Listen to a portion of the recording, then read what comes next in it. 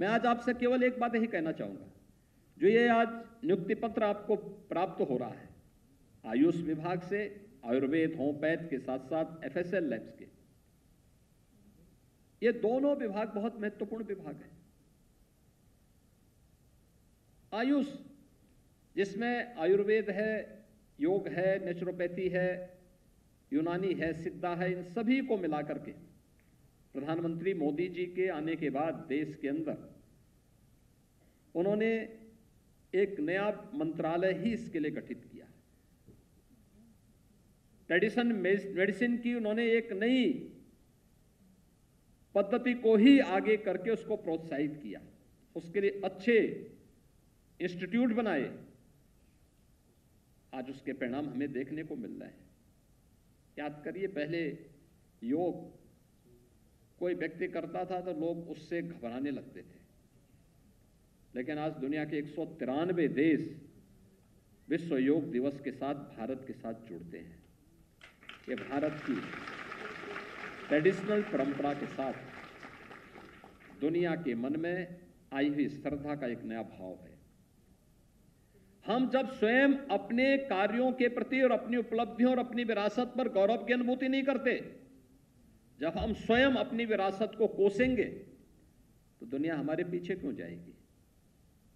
दुनिया तो फिर ये चाहती ही है कि वो अभी हमें कोसे, और यही होता था पहले।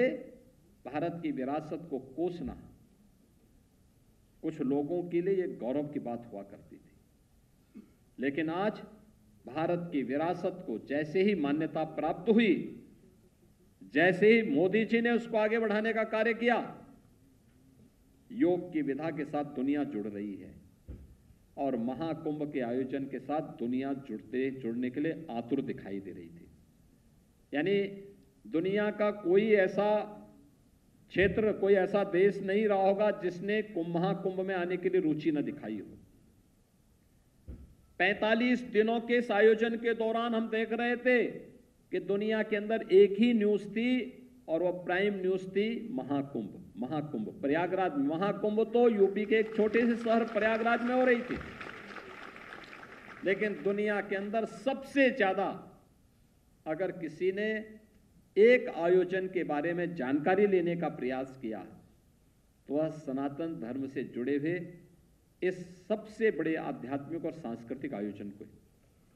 यानी ये चीजें क्या दिखाती है? ये दिखाती है कि जब हम अपनी विरासत के प्रति गौरव की अनुभूति करके उसके प्रति थोड़ा भी रुचि लेते हैं तो दुनिया उसके प्रति टूट पड़ती है, आह पड़ती है, और यही स्थिति आयुष के साथ भी जुड़ती है। आयुर्वेदिक पद्धति ये भारत की प्राचीन ऋषि मुनियों के व्यापक अनुभव पर आधारित वह पद्धति है जो हमें केवल रोग के उपचार के लिए नहीं, बल्कि जीवन को एक संतुलित रूप से सुरक्षित रखने और हमारे आयु को बढ़ाने में सहायक हो सकती है। हम एक संतुलित दिनचर्या के माध्यम से अपनी काया को आरोग्यता कैसे प्रदान कर सकते हैं, वह आयुर्वेद उसका एक महत्वपूर्ण माध्यम है। आयुष पद्धति उसके एक महत्वपूर्ण माध्यम बन सकती है और हम उसका पालन करें। इसके लिए सामान्य रूप से सरकार ने अलग अलग जनपदों में अनेक कार्यक्रम प्रारंभ किए हैं।